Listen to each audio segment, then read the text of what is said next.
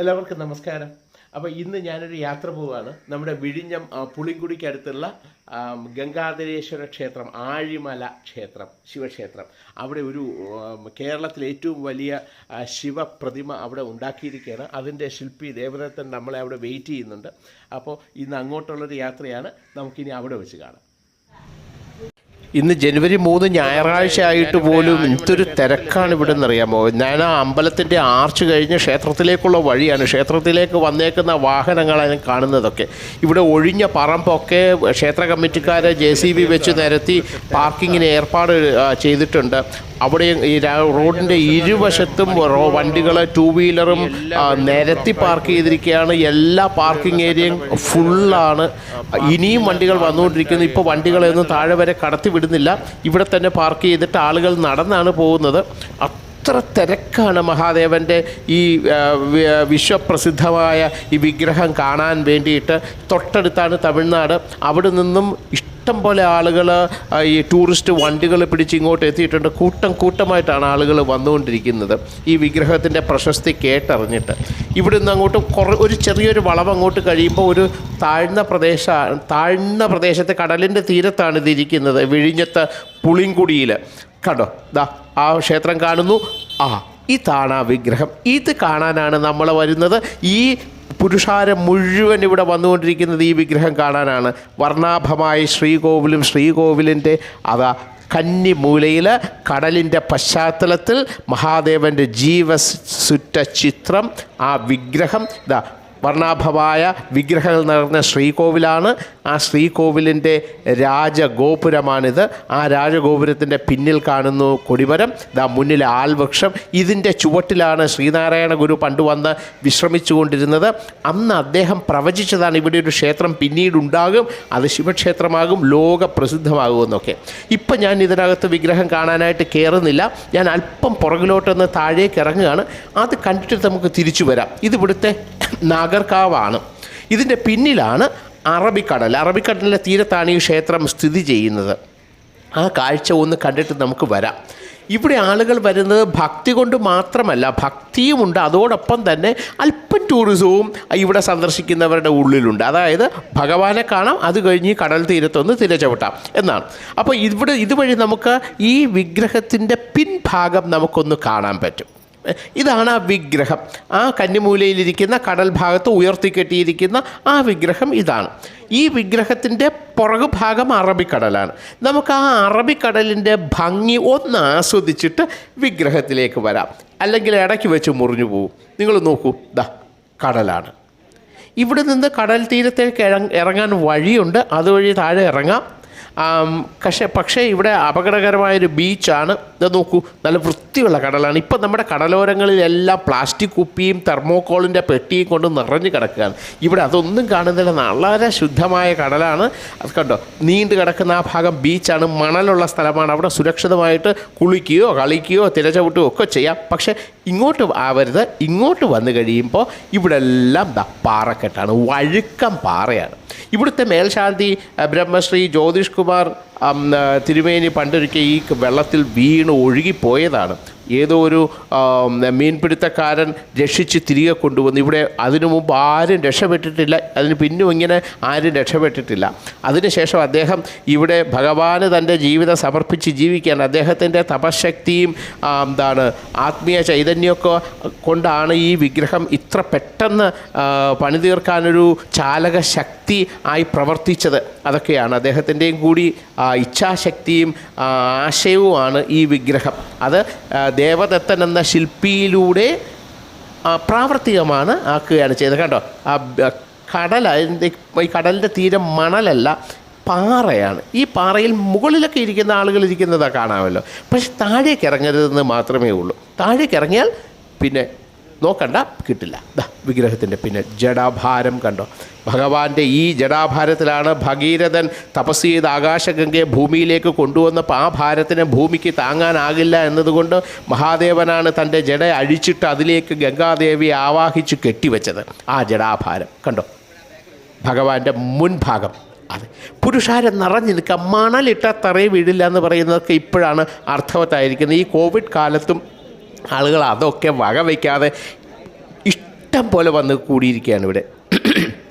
ഇതൊരു വെറും വിഗ്രഹമല്ല, ഇത് ജീവനുള്ള മഹാദേവൻ ഇവിടെ ഇരിക്കുകയാണെന്ന് തോന്നുള്ളൂ നമുക്ക്. അത്ര ഒറിജിനാലിറ്റിയും ഡീറ്റെയിലിങ്ങും കൊടുത്താണ് ഈ വിഗ്രഹം ദേവദത്തൻ പണിഞ്ഞിരിക്കുന്നത്.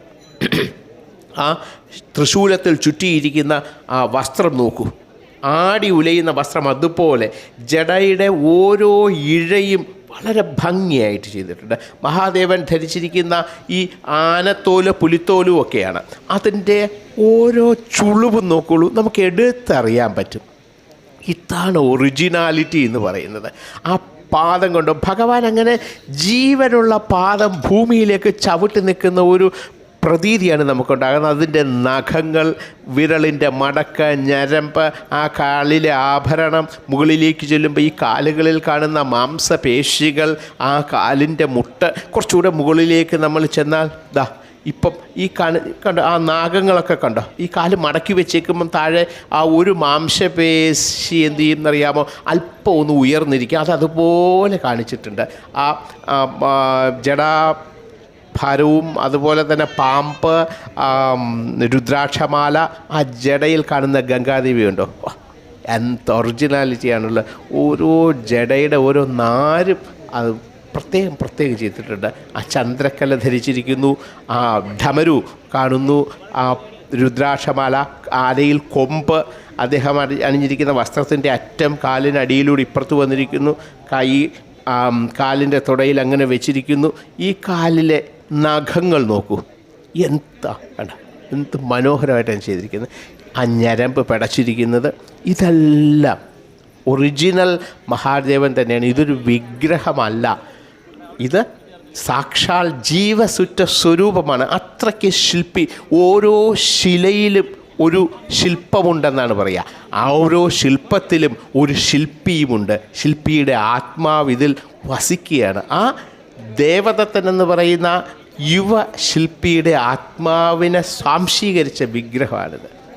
അപ്പം നമ്മളൊരു ദേവവിഗ്രഹം കാണുമ്പം നമ്മൾ എങ്ങനെ കാണേണ്ടതെന്ന് വെച്ചാൽ പാദാദികേശം കേശാദിപാദം, അങ്ങനെയാണ് കാണേണ്ടത്. ആ കാലൊക്കെ മടക്കി വെച്ചിരിക്കുന്നതിൻ്റെ ഷേപ്പ് കണ്ടോളൂ, എന്ത് ഭംഗിയാണത്, ഒറിജിനാലിറ്റി. ഇനി നമുക്ക് പാദം മുതൽ കേശം, തലമുടി വരെ ഒന്ന് കണ്ടു നോക്കാം. പാദാദികേശം, അങ്ങനെയാണ് ഈശ്വരന്മാരെ നമ്മൾ സ്മരിക്കേണ്ടതെന്ന് പറയും. പാദം മുതൽ കേശം വരെ നമ്മൾ കാണുന്നു.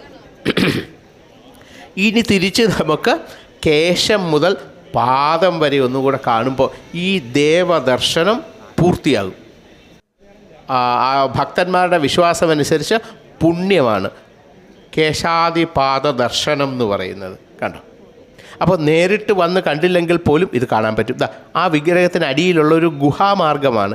ഇതുവഴി താഴേക്ക് ചെന്നാൽ ഒരു ധ്യാന മണ്ഡപം അവിടെ പണിയുന്നുണ്ട്. അതിൻ്റെ വടക്ക് ഭാഗത്തു നിന്നുള്ള ആ കാഴ്ചയാണ്. അത് കഴിഞ്ഞ് വരുമ്പോൾ ഇവിടെ കടലാണ്. ഈ കടലിൽ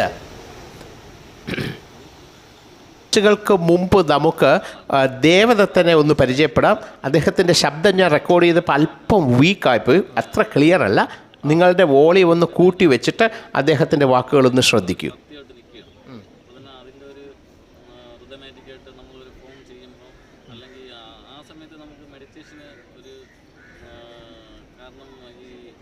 പ്രകൃതിയിലുള്ള ഒരു ഡൈനാമിക് സപ്ലൈങ് ഉണ്ട്. ആ ഒരു അവസ്ഥയിലാണ് ഇവിടെ വന്നിരിക്കുന്നത്. ഇവിടെ വന്നിരിക്കുമ്പോൾ നമുക്ക് എനർജി കിട്ടുന്നത് ഒരു തരത്തിൽ ഒരു പ്രണയം അല്ലെങ്കിൽ കുറച്ച് എനർജറ്റിക്കാണ്. മനുഷ്യനുള്ള ഒരു എനർജി കുറച്ചുകൂടെ പ്രൊഡ്യൂസ് ചെയ്യുന്ന രീതിയിലാണ്.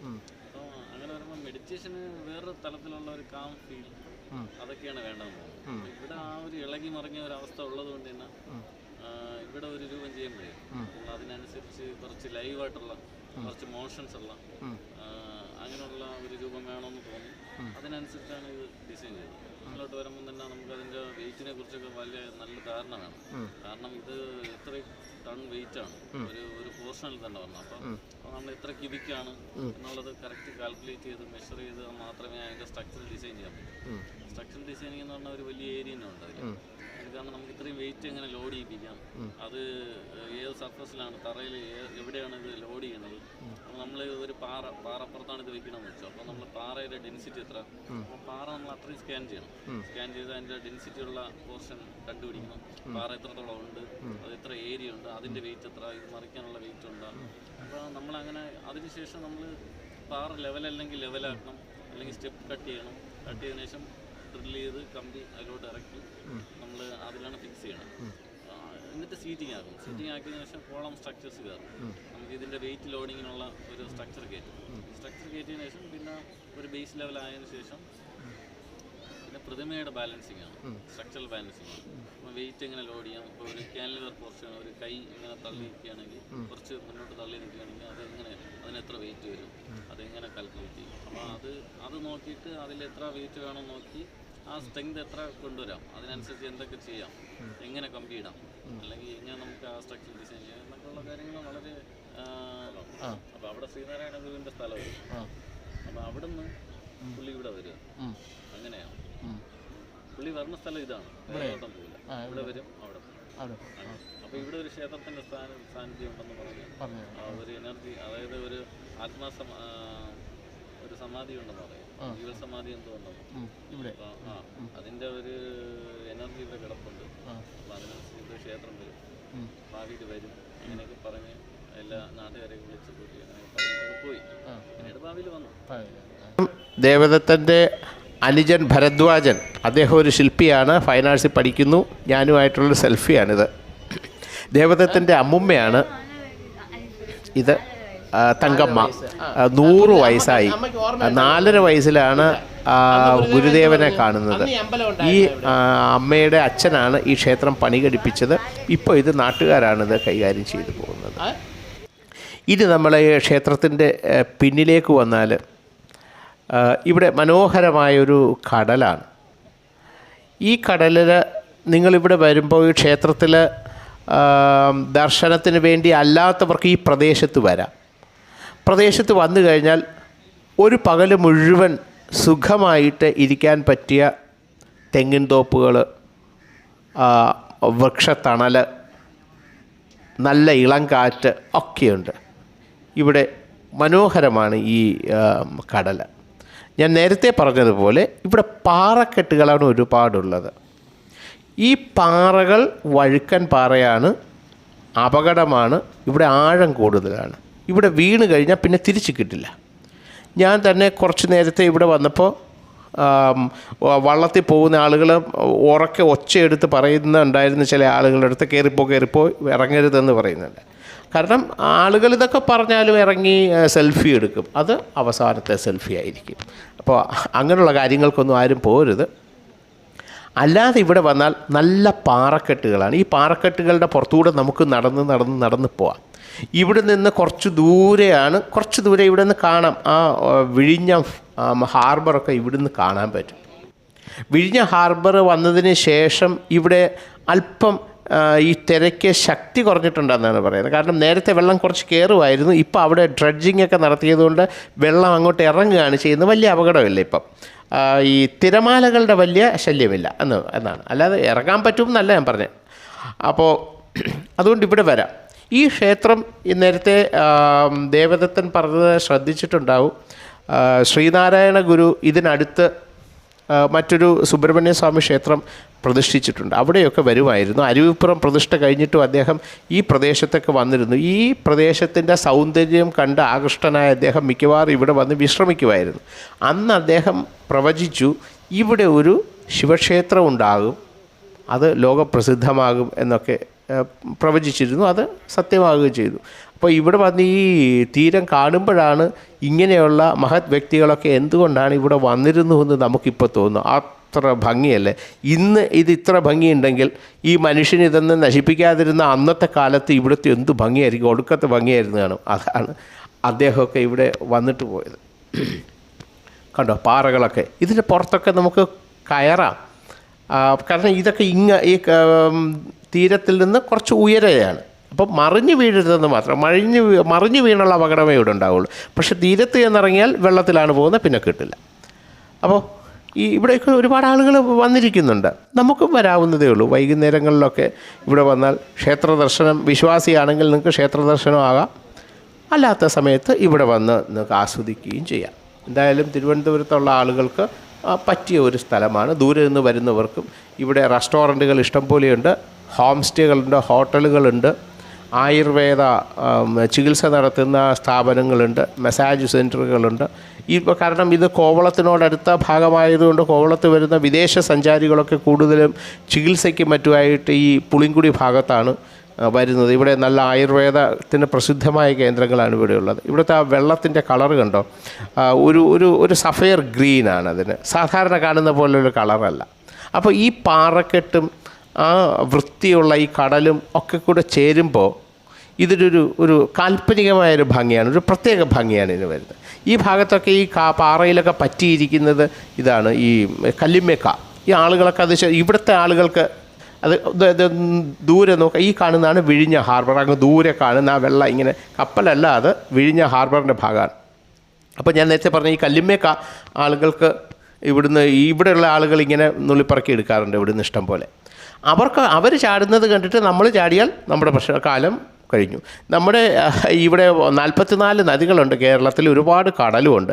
പക്ഷെ നമുക്ക് നല്ലപോലെ നീന്താൻ അറിയില്ല എന്നുള്ളതാണ് നമ്മുടെ ഒരു കുഴപ്പം കേരളീയർക്ക്. അതേസമയം വിദേശികൾ, നമ്മൾ കോവളത്തൊക്കെ ചെല്ലുമ്പം കടലിലിറങ്ങുമ്പം വിദേശികൾക്ക് ഇറങ്ങിയാൽ ലൈഫ് ഗാർഡൊന്നും പറയില്ല, നമ്മളിറങ്ങിയാൽ നമ്മൾ വഴക്ക് പറയും. കാരണം എന്താണെന്ന് വെച്ചാൽ നമുക്ക് നീന്താൻ അറിഞ്ഞുകൂടാ. ഈ സായിപ്പും മദാമയും ഏത് കടലിലും ചുഴിയിലും നീന്തിയിട്ട് തിരികെ പോരുന്നവരാണ്. അതുകൊണ്ട് അവരെ പേടിക്കാതെ വിടും. കൊച്ചു പിള്ളേരെ വരെ ലൈഫ് ഗാർഡ് ഒന്നും പറയാറില്ല, സായിപ്പന്മാരുടെ കുട്ടികളെ. നമ്മളാണെങ്കിൽ എത്ര മുതിർന്ന ആളായപ്പോലും അവർ വിടില്ല. കാരണം നമുക്ക് ഈ നദികളൊക്കെ ഉണ്ടെങ്കിൽ തന്നെയും നീന്താൻ അറിയില്ല. ഇപ്പം ഈ വെള്ളപ്പൊക്കവും പ്രളയമൊക്കെ വന്നതുകൊണ്ട് പലയിടത്തും നീന്തൽ പരിശീലനം തുടങ്ങിയിട്ടുണ്ട്, അത് വളരെ നല്ലതാണ്. അപ്പോൾ ഇനി ഇതുപോലെയുള്ള മനോഹരമായ കാഴ്ചകൾ ആയിട്ട് ഞാൻ ഒരുപാട് കാഴ്ചകളുമായി നിങ്ങളുടെ മുന്നിൽ എത്തുന്നതാണ്. ഞാൻ വളരെ യാത്ര ഇഷ്ടപ്പെടുന്ന ഒരാളാണ്. യാത്രയെന്ന് പറയുന്നത് എൻ്റെ ജീവിതത്തിലെ ഒരു ജീവശ്വാസം പോലെയാണ് എനിക്ക്. ഞാൻ ഒരുപാട് യാത്ര ചെയ്യും. ഇപ്പോൾ ഈ കോവിഡൊക്കെ ആയതുകൊണ്ട് യാത്രകൾ വളരെ കുറഞ്ഞു പോയി. പക്ഷേ എങ്കിൽ തന്നെയും പരമാവധി ഞാൻ യാത്ര ചെയ്യുന്നുണ്ട്. ആ യാത്ര ചെയ്യുന്നതൊക്കെ വ്ളോഗായി, വീഡിയോ ആയി നിങ്ങളുടെ മുന്നിലെത്തും. എല്ലാവരും ഇതൊന്ന് സബ്സ്ക്രൈബ് ചെയ്യണം, മാക്സിമം ഷെയർ ചെയ്യണം. നിങ്ങളുടെ അഭിപ്രായങ്ങളൊക്കെ കമൻ്റായിട്ട് രേഖപ്പെടുത്തുകയും വേണം. ഈ മനോഹരമായ മറ്റ് സ്ഥലങ്ങൾ നമ്മുടെ അടുത്ത് തിരുവനന്തപുരത്ത് തന്നെ ഒരുപാട് സ്ഥലങ്ങളാണ് നമുക്ക് കാണാനുള്ളത്, കടൽ തീരമായാലും ഒക്കെ. അപ്പം അതൊക്കെ നമുക്ക് ഞാൻ സന്ദർശിച്ചിട്ട് അതിൻ്റെയൊക്കെ വീഡിയോകൾ രസകരമായ രീതിയിൽ നിങ്ങളുടെ മുന്നിൽ അവതരിപ്പിക്കുകയാണ്. എല്ലാവരും ഒന്ന് ഷെയർ ചെയ്യുക. അവസാനം ഞാനും നമ്മുടെ ശില്പിയും ഭരദ്വാജൻ, ശില്പിയുടെ അനുജൻ, ഞങ്ങൾ മൂന്നിനും കൂടെ നിൽക്കുന്ന ഒരു ഇതോടുകൂടി നിർത്താം.